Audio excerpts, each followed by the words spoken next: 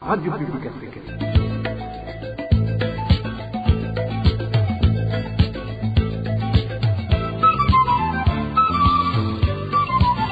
Radio Publique Africaine.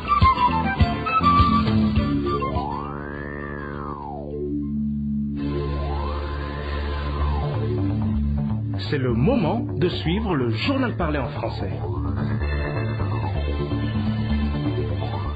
Bonjour ou bonsoir, mesdames et messieurs, ça dépend de l'endroit d'où vous nous captez. Bienvenue dans ce journal du samedi 8 mai 2021. À la présentation, Bob Rugurika. Voici les principaux titres de ce journal.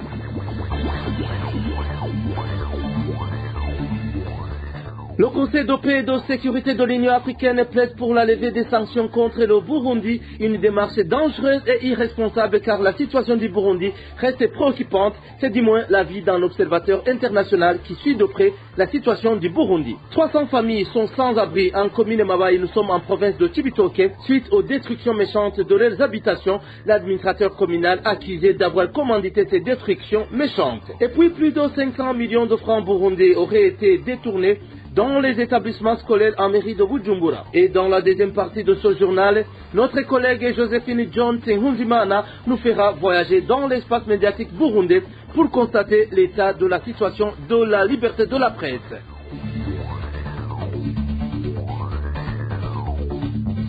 Rebonjour, je vous le disais dans les titres, le Conseil de paix et de sécurité de l'Union africaine plaide pour la levée immédiate de toutes les sanctions et autres formes de mesures punitives imposées au Burundi.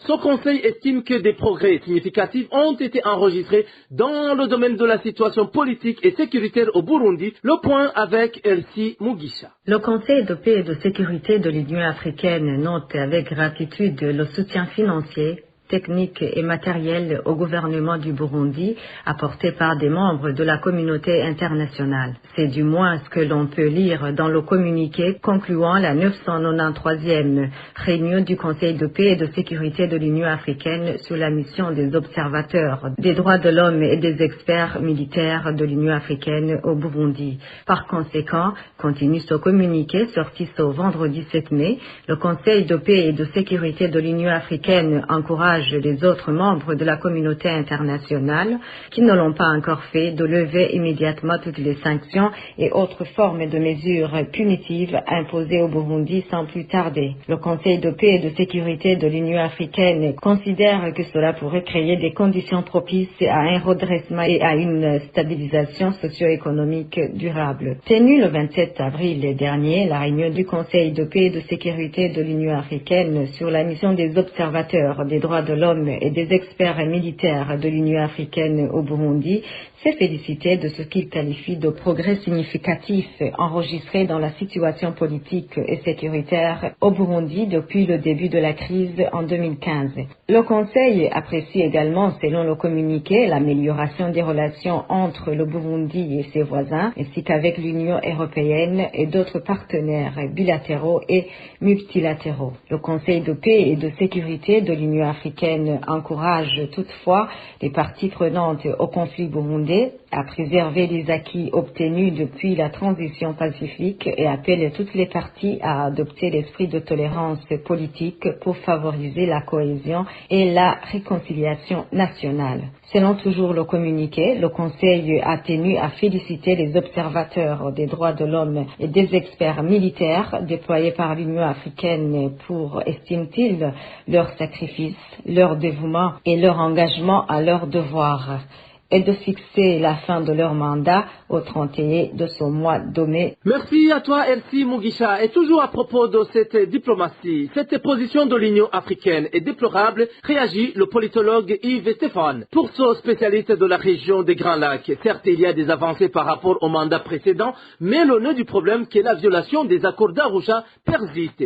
L'Union africaine vient donc d'abandonner les Burundais à leur propre sort. Suivez plutôt le politologue Yves Stéphane. Depuis 2015, il y a un certain nombre de choses qui n'ont pas été respectées, qui fait que au jour d'aujourd'hui, le dialogue inclusif qui devait faire l'union aux accords d'Arusha n'est toujours pas entériné. Et je déplore que ce préalable des accords d'Arusha n'étant pas respecté, que la communauté internationale, notamment par l'Union africaine se retire du processus alors que tous les gages ne sont pas donnés ou ne sont pas encore en place. Certes, le feu président est décédé, mais le système qui est en place continue de ne pas respecter les accords d'Arusha qui ont été signés et qui permettent de garantir, j'allais dire, à tous les Burundais la prospérité, la paix, mais aussi la sécurité dans le pays. Donc ça, c'est le premier constat que je veux faire. Maintenant, face à l'Union africaine, qui décide de retirer, j'allais dire, ses observateurs, ça aussi, c'est pas un signal fort qui est donné aux Burundais. Pourquoi? Parce qu'ils se retrouvent une fois de plus laissés à eux-mêmes face au pouvoir en place, qui certes, il y a des frémissements, des avancées, mais aujourd'hui, tous ceux qui sont partis du Burundi ne peuvent pas revenir en sécurité parce que soit ils seront inquiétés, soit alors, je pense, ils vont se voir marginalisés. Donc je le déplore fortement et vivement. Face à ces signes de retrait progressif de la communauté internationale dans la résolution de la crise burundaise, deux scénarios s'imposent, ajoute le politologue. Ou bien les Burundais prendront conscience que la solution ne proviendra que d'eux-mêmes et poursuivront la lutte, ou bien ils s'aligneront aux volontés du régime en place.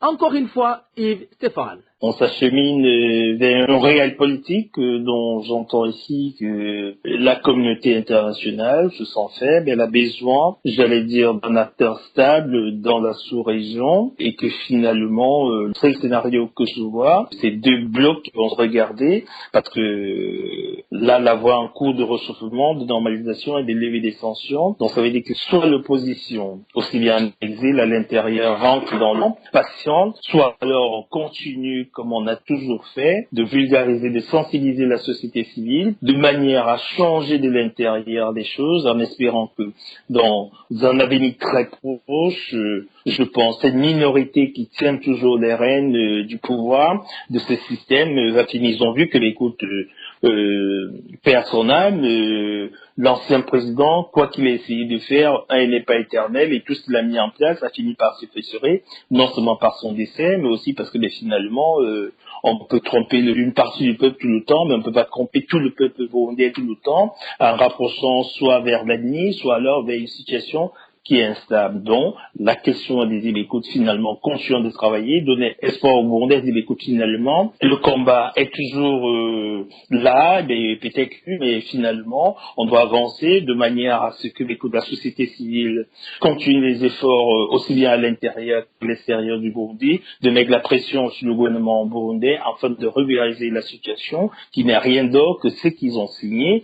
Et les mêmes personnes qui sont aujourd'hui en pouvoir ou qui tiennent le système, c'est les mêmes qui ont signé les accords d'Arusha en 2000. Poursuivons ce journal, toujours dans le domaine de la diplomatie. La Confédération suisse lance un appel au Burundi de mettre en application des réformes concrètes en matière des droits de l'homme. Dans un entretien que le ministre suisse des Affaires étrangères a entretenu ce lundi avec son homologue burundais à Berne, Ignazio Cassis a tenu à rappeler à Albert Shingiro que selon le Conseil des Nations Unies pour les droits de l'homme, des élections de 2020 ont été émaillées de violations graves des droits de l'homme. Selon le journal suisse Suisse Info, Ignazio Cassis a également souligné que, selon toujours son conseil, des exécutions sommaires, des tortures et violences sexuelles se sont perpétrées sur le territoire du Burundi. Son ministre suisse n'a pas non plus hésité d'évoquer les systématiques malversations économiques et les cas très répandus de corruption rapportés par la commission d'enquête sur le Burundi et que 74% de la population burundaise vivent dans une extrême pauvreté.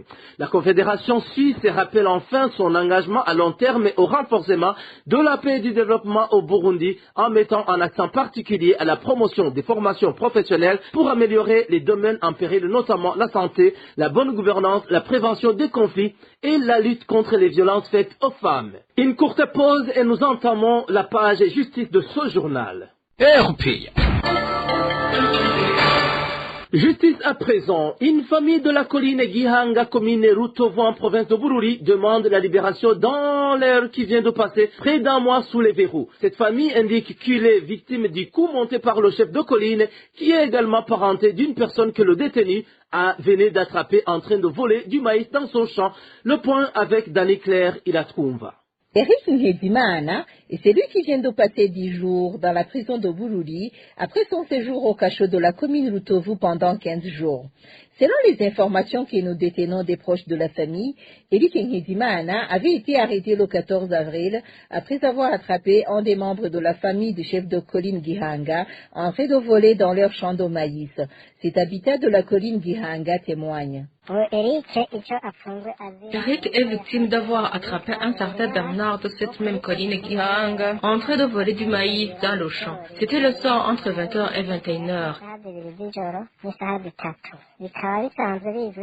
Il est connu dans la localité qu'il est voleur. C'est en fait l'oncle de ce chef de colline.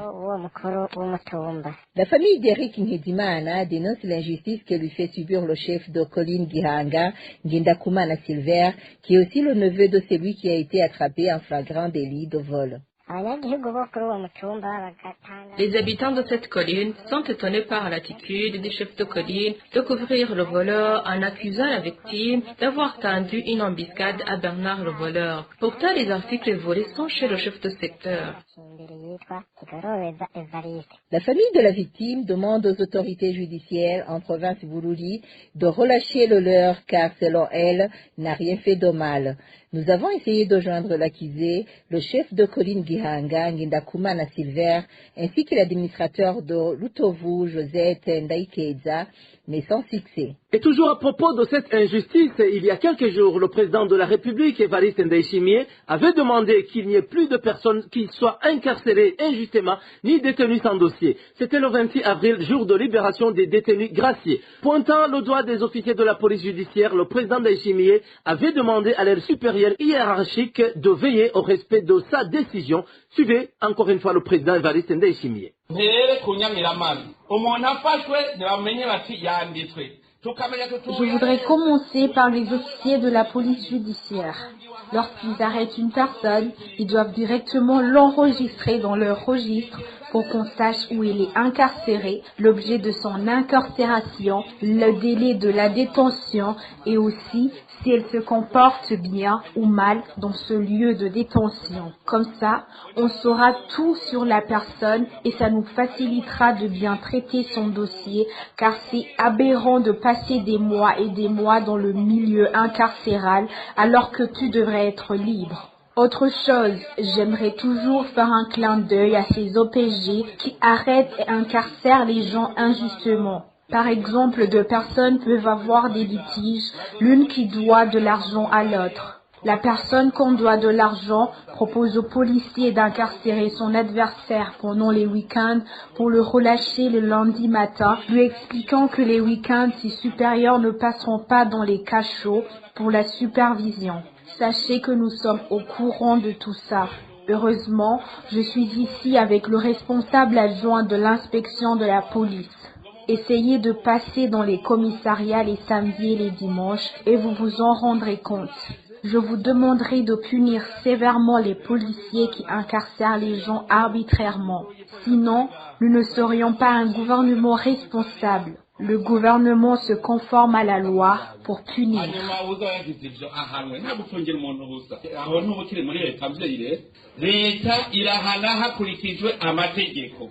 Droits de l'homme à présent. Seules les enquêtes peuvent donner de la lumière sur les auteurs de l'assassinat des 7 personnes qui ont été tuées la nuit du 16 au 17 avril 2021 en commune Lusaka de la province de Mwaro. Réaction d'un défenseur des droits de l'homme au propos du vice-président de la République Prosper Bazombanza lors de son déplacement en commune Lusaka en date du 28 avril. Selon Maître Jean-Gé Bigirimana, le fait que Prosper Bazombanza semble accuser les membres des partis politiques de l'opposition laisse penser à un plan d'étouffement de l'affaire et ainsi pérenniser l'impunité. Suivez plutôt Maître Janvier Bigirimana. Les propos qui ont été tenus par Prosper Bazombanza, vice-président de la République du Burundi, ressemblent étrangement à ceux régulièrement tenus par d'autres autorités burundaises et plus particulièrement le porte-parole du ministère en charge de la sécurité sécurité publique, M. Pierre Nkurikiye, ce sont des propos qui consistent généralement à vouloir anticiper ou orienter le travail de la justice, et ceci est regrettable. Concrètement, à travers son discours, Prosper Bazombanza essaie de pointer du doigt les opposants au parti au pouvoir et probablement les membres du CNL dirigés par Agathon Rwasa, mais cela ne peut être déterminé que par une enquête sérieuse menée dans une indépendance totale par les pouvoirs compétents, à savoir la police, le parquet ou même les tribunaux. Nous demandons encore une fois que l'exécutif burundais cesse de se mêler dans le fonctionnement normal de la justice burundaise, parce que dans ce genre de crimes, ce sont des enquêtes objectives, indépendantes et sérieuses qui sont à même de pouvoir dissuader les auteurs de ce crime en appliquant correctement la loi pénale. Et nous pensons que le cas de Rusaka ressemble à d'autres cas qui ont dégagé une situation indésirable, une situation d'impunité, et cela fait souffrance aux victimes. Le gouvernement burundais devrait en découdre avec cette impunité qui est devenue endémique au Burundi. Nous pensons qu'une enquête sérieuse et objective devrait déterminer les auteurs pour qu'ils soient sanctionnés conformément à la loi pénale burundaise. Gouvernance dans ce journal. L'administrateur de la commune Mabaye en province de Cibitoke est accusé de persécuter environ 300 familles de la zone Buhoro en détruisant illégalement leurs maisons et en martyrisant certains des habitants de la dite zone. Pour le moment, ces familles se promènent sans destination parce qu'elles n'ont pas toujours d'abri. Les détails dans ce reportage de Francine Mahoro. Les familles de la zone Buhoro, commune Mabaye en province de Cibitoke, dont les maisons ont été détruites sur le nombre de 300. Les informations sur place indiquent que Nicodème Ndahawanyimana, administrateur communal, avait demandé ce jeudi au commissaire de police de la dite commune de le mettre à sa disposition des policiers pour démolir les maisons appartenant à cette population qu'il accuse d'avoir construit dans des terres domaniales. Une demande que son responsable de la police a cependant balayé des renvers d'hommé en assumant son incompétence dans l'exécution de la décision. L'administrateur de la commune Mabaye, Nicodème Ndahawanyimana, a par la suite fait recours à un groupe d'Ibonerakure. Ces derniers, munis de machettes et de gourdes, ont envahi cette population et ont démoli les maisons et brûlé certaines d'entre elles. Au cours de cette action dévastatrice, et précise toujours nos sources, ces Imbonerakure ont blessé des personnes à coups de machette, à savoir une femme ainsi qu'un homme. Certains sages de la commune qui se sont fiés à l'art payant déplorent l'irrégularité de cette décision, étant donné qu'elle n'a pas été communiquée aux concernés au préalable. Il précise également que quand bien même les maisons seraient construites dans l'irrégularité, de plus adéquates procédures auraient été appliquées. Pour le moment, les membres de ces familles erraient toujours faute de toit et ceux qui trouvent par la chance un hébergement ne peuvent pas être supportés par les familles d'accueil. Gouvernance toujours. Plus de 500 millions de francs burundais, tel est le montant qui aurait déjà été détourné dans les écoles de la municipalité de Bujumbura depuis le début de l'année scolaire 2020-2021. Pour collecter cet argent, les responsables des dites écoles avancent comme prétexte la préparation des examens choisis par la direction provinciale de l'enseignement. Le point avec Eloge Kwizera. Une somme de 1000 francs par élève et par trimestre, c'est le montant précis depuis le début de l'année scolaire 2020-2021 si tous les établissements de la municipalité de Bujumbura. C'était somme payé par tous les élèves, de la maternelle jusqu'au secondaire. Selon les parents et les enseignants, c'est argent collecté par les directeurs d'école et versé aux directeurs communaux de l'enseignement. Ce sont ces derniers qui, à leur retour, l'acheminent soi-disant la direction provinciale de l'enseignement mairie de Bujumbura. Les parents indiquent qu'il a été signifié que cet argent est destiné à la préparation des examens d'évaluation à réseau. Les examens qui sont sélectionnés au niveau de la direction provinciale de l'enseignement. Les informations en possession de la EPA révèlent que la mairie de Bujumbura compte 97 établissements secondaires. Selon les données du ministère de l'Éducation pour l'année scolaire 2020-2021, le total des élèves est de 267 197. Pour aussi le premier trimestre, le montant collecté est de 267 197 000, ce qui fait que jusqu'aujourd'hui, il monte d'au moins 534 394 000 francs burundais ont déjà été collectés. Ici, plusieurs questionnements surgissent. Les enseignants s'interrogent sur la destination de toutes ces sommes qui, selon eux, est méconnue du ministère de l'Éducation. Quant aux parents, ils se demandent comment un tel montant peut être perçu sans la barre du ministère de tuteur. Les parents et les enseignants pensent qu'il s'agirait d'un vol bien organisé par les responsables des établissements secondaires en collaboration avec la direction provinciale à mairie de Bujumbura. Vous saurez que ce genre de détournement est également signalé pendant l'organisation de l'athlétisme où chaque élève doit contribuer à un réseau de 1000 francs burundais par an. Gouvernance toujours dans ce journal. Le médecin directeur de l'hôpital de district de Bouye en province d'Ongozi, accusé de mauvaise gouvernance par le personnel de cet hôpital réuni au sein du syndicat SINAPA. La RPA vous parle aujourd'hui des accusations de malversation imputées à ce directeur de l'hôpital par ces syndicalistes. Des détails avec Gloria Caneza. Ces accusations de malversation imputées au médecin directeur de l'hôpital de district de Bouye, le docteur Jean-Claude Ngendakumana, sont mentionnées dans une correspondance que le comité exécutif du syndicat SINAPA à l'hôpital de Bouye lui a adressée en date du 5 mai 2021. Une correspondance écrite, selon ce comité exécutif du syndicat SINAPA, après qu'une réunion de comité de gestion de l'hôpital organisée en date du 4 mai n'ait abouti à rien. Au cours de cette réunion, des questions liées à la mauvaise gouvernance de l'hôpital avaient été soulevées sans qu'elles ne soient répondues par le médecin directeur qui s'est montré réticent, indique le comité exécutif du syndicat SINAPA à l'hôpital de Bouye. Concernant donc les malversations imputées au médecin directeur, Dr Jean-Claude Ngendakumana, le comité exécutif du syndicat SINAPA à l'hôpital de Bouye l'accuse d'avoir mal géré le matériel qui était destiné à la transformation du local de l'isolement. Une mauvaise gestion expliquée par l'excès du nombre de sacs de ciment utilisés en excès de plus de 75 sacs. Ce syndicat parle également du montant exagéré payé aux ouvriers qui ont fabriqué 5 portes et 7 grillages pour fenêtres. Ces ouvriers ont été payés 700 000 alors que tout le matériel utilisé appartenait à l'hôpital. L'autre accusation de malversation révélée par le comité exécutif de l'hôpital de Bouye est en rapport avec les frais payés au garage qui entretient le charroi du dit hôpital. Des frais que le comité exécutif du syndicat SINAPA trouve colossaux. Sur ce point, ce comité rappelle la résiliation il y a 2 ans d'un contrat avec un garage. À cette époque, ce garage était payé mensuellement un montant qui variait entre 2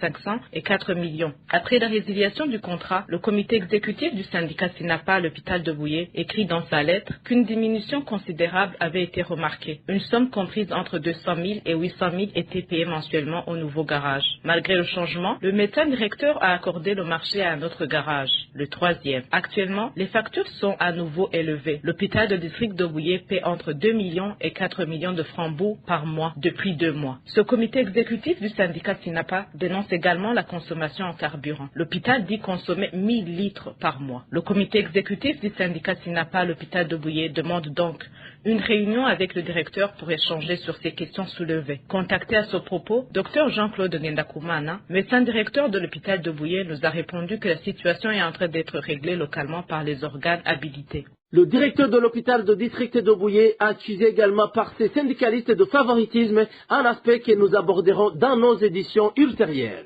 Parlons économie à présent. La pénurie du sucre s'observe toujours dans différents quartiers de la mairie de Bujumbura. Les habitants de Bujumbura indiquent qu'ils peinent pour avoir la petite quantité actuellement servie. La situation est ainsi alors que la Sosumo, elle, affirme que la production est suffisante et qu'elle est déjà sur le marché. Le point avec Eric Nyonzima. Je suis en train de marcher vers l'alimentation dénommée Maison Clay. Franchement, ce n'est pas une tâche facile car elle est située loin de la rue. Son emplacement ne facilite pas en tout cas tout le monde. Notre interlocuteur est un habitant du quartier d'Asekewuye. Il est presque 18h de ce vendredi et il marche très vite vers une alimentation de ce quartier. Il espère y trouver du sucre et sur le dire des habitants de ce quartier, le sucre est distribué à partir de 18h. Une heure à laquelle le sucre est également distribué dans d'autres zones du sud de la capitale, a constaté la RPA. Mais chaque client n'a droit qu'à une petite quantité de sucre. On leur dit de se regrouper à petite équipe avant de les servir. Oui, on nous dit de former un groupe de 10 et on nous donne 1 kilo chacun. La situation se présente ainsi alors que la Sosumo avait promis de disponibiliser le sucre et en quantité suffisante. Cette population demande au gouvernement de résoudre définitivement cette problématique du sucre pour que le sucre produit localement soit disponible. La rédaction de la RPA n'a pas encore réussi à joindre la direction générale de la SOSUMO. Parlons santé. Une variante de la Covid-19 diagnostiquée pour la première fois en Inde fait son apparition dans les pays de la communauté de l'Afrique de l'Est. Cette variante indienne a été déjà détectée en Ouganda et au Kenya. Le point avec Hervis Nyomungere. Patrick Amof, directeur général par intérim au ministère kenyan de la Santé, a déclaré mercredi que 5 cas de la variante indienne de la Covid-19 ont été détectés dans le pays la semaine dernière, prétorisé dans le journal AA dans son article du 5 mai. Quelques jours auparavant, c'est l'Ouganda qui avait annoncé un cas de cette variante. Le journal de East African, dans son article du jeudi 6 mai, écrit que l'Ouganda envisage le verrouillage en annonçant la deuxième vague de la Covid-19. C'est son quotidien d'information s'adressant aux journalistes mercredi soir, le docteur Misaki Wayengera, président du comité consultatif scientifique et ministériel, a déclaré que la deuxième vague allait être plus sévère et que le pays pourrait vivre ce qui se passe en Inde.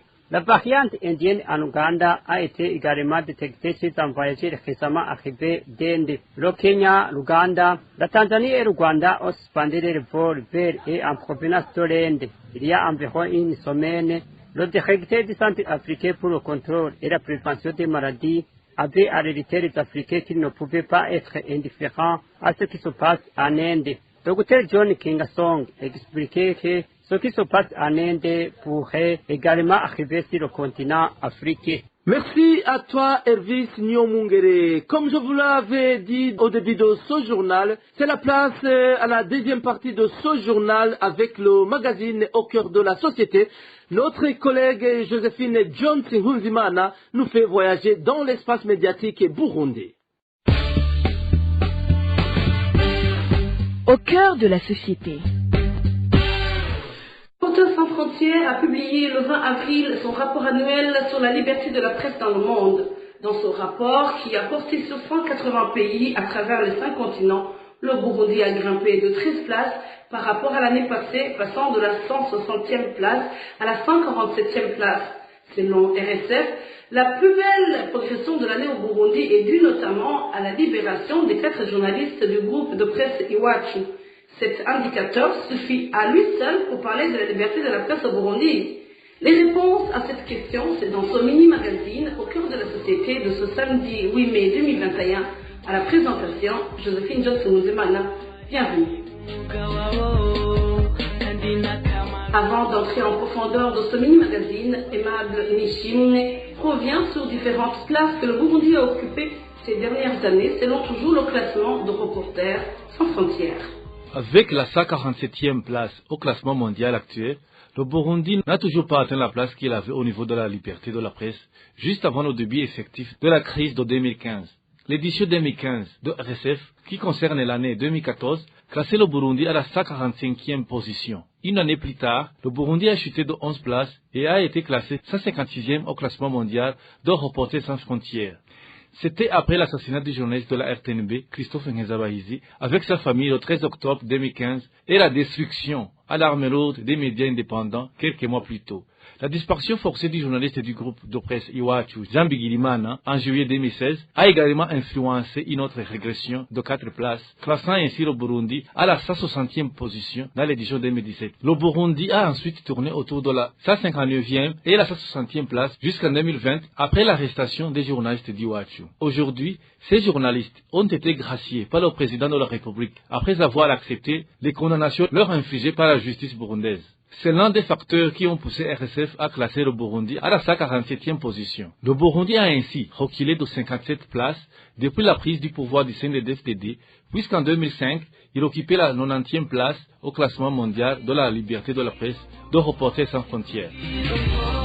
Arnaud Frogère, directeur au niveau Afrique au sein de Reporters sans frontières, explique ici les motivations de la progression du Burundi au cours de cette année.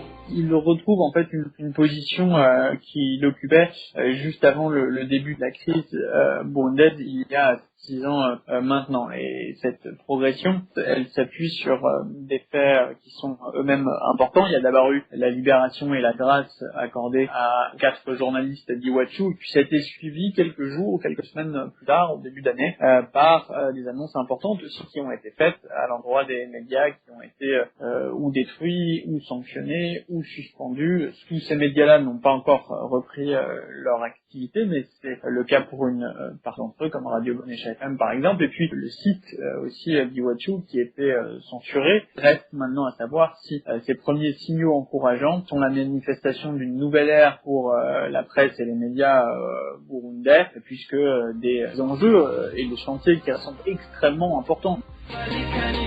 À l'occasion de la célébration de la Journée internationale de la liberté de la presse, le 3 mai, la ministre de la Communication, Marie-Chantal Nitimbele, a fait savoir que la multiplication des médias au Burundi prouve à suffisance que la liberté de presse est une réalité dans le pays. L'Union burundaise des journalistes burundais ne le voit pas de cet œil. Selon la secrétaire générale de cette organisation, Judith Vasitama, les indicateurs de la liberté de la presse sont loin d'être ceux-là. Il semble occulter d'autres faits qui parlent d'eux-mêmes. Je pense notamment à l'existence d'une centaine de journalistes en exil et à la condamnation de journalistes à la peine de prison à perpétuité pour des faits relevant de l'exercice de leur profession. Même avec ces 2 faits, le Burundi ne serait pas pris pour modèle de respect de la liberté de la presse. Mais il n'y a pas que cela, malheureusement. La multitude des organes de presse dont on parle travaillent dans des conditions qui ne garantissent pas aux professionnels des médias le libre exercice de leur profession. Le monitoring des violations des droits de journalistes fait par l'Union burundaise des journalistes rapporte des cas de harcèlement, d'intimidation, de menaces que subissent au quotidien les professionnels des médias de la part de l'autorité administrative, de la police ou même de la milice Imbonerakure. On observe aussi différentes formes de restriction d'accès à l'information, car les détenteurs de l'information croient encore à tort qu'informer les journalistes est une faveur et non un droit qui leur est reconnu par la loi. C'est sans doute cette mauvaise conception qui fait que les autorités ont pris la mauvaise habitude d'étiqueter les journalistes de bons et mauvais, ce qui fait que certains journalistes sont exclus de la couverture de certains événements officiels. Le climat de méfiance entre les autorités et les médias, né de la crise de 2015, a créé des mécanismes d'autodéfense par lesquels les journalistes s'imposent une autocensure par peur des désagréments s'ils osent traiter des sujets qui fâchent. Et ceux qui osent traiter de tels sujets, car il y en a quand même, sont considérés comme des ennemis et sont toujours dans le viseur du Conseil national de la communication. Vous venez d'entendre avec moi que pour garantir le respect de la liberté de la presse, le Burundi devrait respecter au moins les lois et les conventions internationales auxquelles il a souscrit. C'est ici que prend fin le mini-magazine d'aujourd'hui. Rendez-vous samedi prochain pour un autre mini-magazine. Joséphine Johnson-Mundumana, j'étais à la présentation. Au revoir. C'était l'émission Au cœur de la société.